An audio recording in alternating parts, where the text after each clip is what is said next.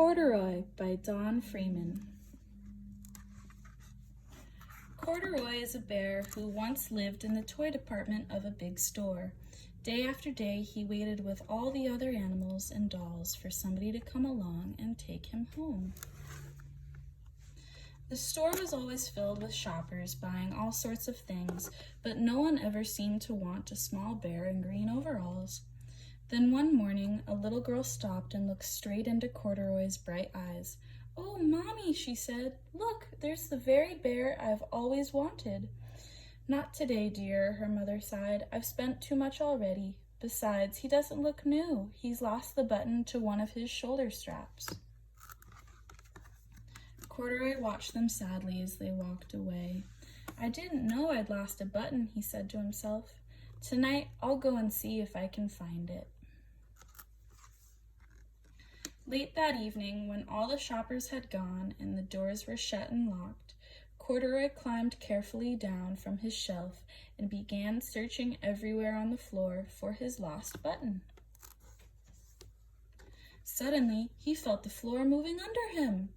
Quite by accident, he had stepped onto an escalator, and up he went.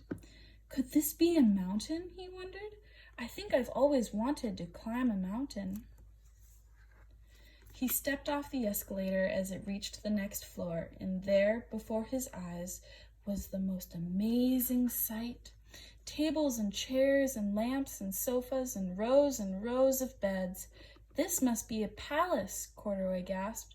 "I guess I've always wanted to live in a palace." He wandered around admiring the furniture. "This must be a bed," he said. "I've always wanted to sleep in a bed." And up he crawled onto a large, thick mattress. All at once he saw something small and round. "Why, here's my button," he cried, and he tried to pick it up, but like all the other buttons on the mattress, it was tied down tight. He yanked and pulled with both paws until pop, off came the button, and off the mattress Corduroy toppled. Bang! Into a tall floor lamp. Over it fell with a crash. Corduroy didn't know it, but there was someone else awake in the store.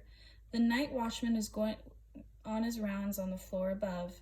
When he heard the crash, he came dashing down the escalator. "Now who in the world did that?" he exclaimed. "Somebody must be hiding around here." He flashed his light under and over sofas and beds until he came to the biggest bed of all, and there he saw 2 fuzzy brown ears sticking up from under the cover. "Hello," he said. "How did you get upstairs?" The watchman tucked Corduroy under his arm and carried him down the escalator and set him on the shelf in the toy department with the other animals and dolls. Corduroy was just waking up when the first customers came into the store in the morning, and there, looking at him with a wide, warm smile, was the same little girl he'd seen only the day before. "I'm Lisa," she said, "and you're going to be my very own bear. Last night I counted what I've saved in my piggy bank, and my mother said I could bring you home." "Shall I put him in a box for you?" the saleslady asked. "Oh, no, thank you," Lisa answered, and she carried Corduroy home in her arms. She ran all the way up 4 flights of stairs into her family's apartment and straight to her own room.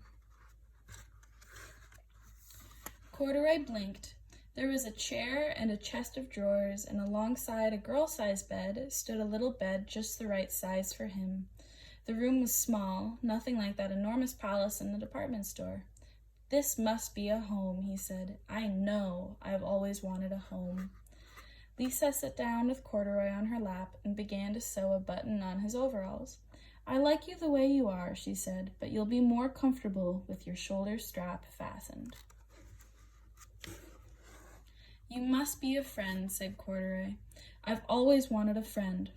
"Me too," said Lisa, and gave him a big hug. The end.